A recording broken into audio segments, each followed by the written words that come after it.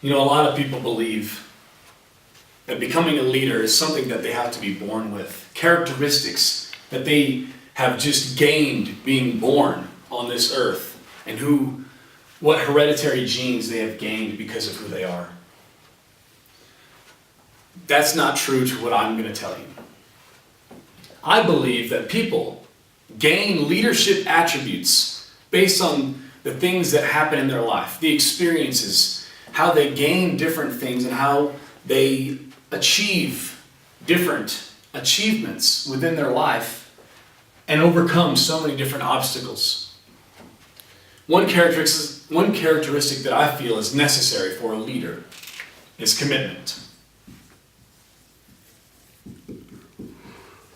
With commitment, you become a leader that is willing to see the end, no matter what it takes.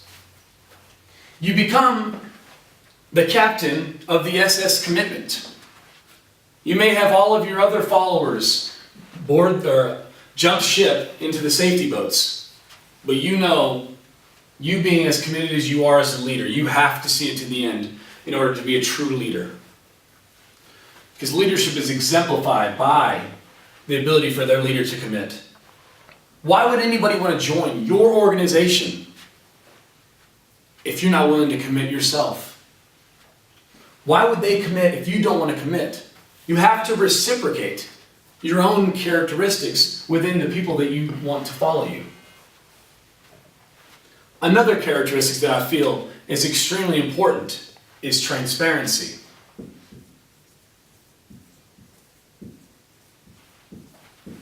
Transparency. You know, first thing that I think of when I hear transparency is when I was in grade school and our teachers would whip out the little transparencies, the see-through sheets that they would write, little math equations, so everybody in the class could learn on the overhead. Yeah, you know, if you don't know what that is, then you might be making me feel a little older, but that's all right. The idea of it is people can see through you and what you actually stand for and what makes you who you are. Why does his heart continue to beat and his blood continue to flow doing the things that he does? Or doing the things that she does? Being transparent. People can see everything that you're about. Within any organization, you have to be able to become one of the followers that you want to be the leader of. If you don't understand what it means to be the follower of a leader like you, what gives you the right to lead the people that will be following you? You have to become transparent. If you continue to hide things, then you're hindering your ability for people to understand what you stand for. As other people you've seen in the past, like Simon Sinek, talk about, people believe why you do it. Not what you do, but why you do it.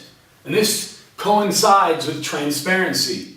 People have to understand, why does he wake up in the morning to continue to do what he does or what she does every single day? And if they can't understand that, then why are they going to commit to your organization? Another point I want to bring up is experience.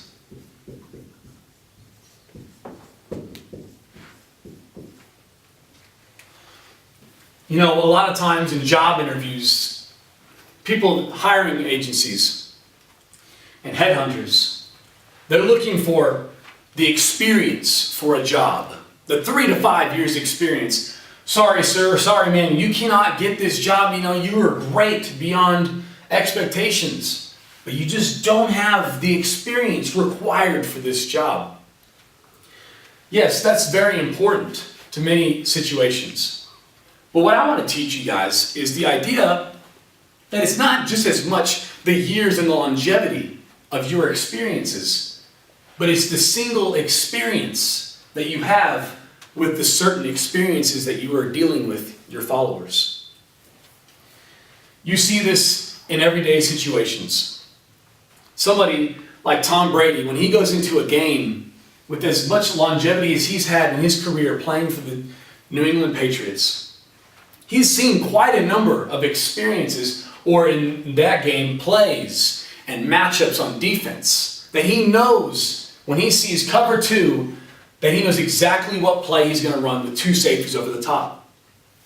Or if they're running straight man, he knows that he can beat with which play based on who's out there and the personnel that he's facing. You see this in the business experience. Many bosses know how to run their office because based on the experiences that they have had being as a follower themselves. They know what works, what doesn't work, sales trends, different things like that achieve the ability for them to be able to lead successfully based on the experience that they've had.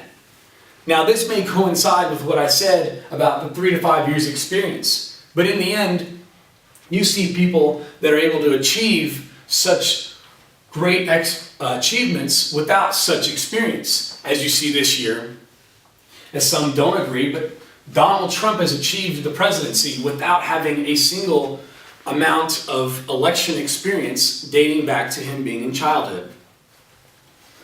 He has achieved something that is remarkable, but he's shown people what he is about through his commitment in his business and his transparency with what he does and the experiences that he's had in his life for people to believe in what he stands for, not for how long he's been a politician.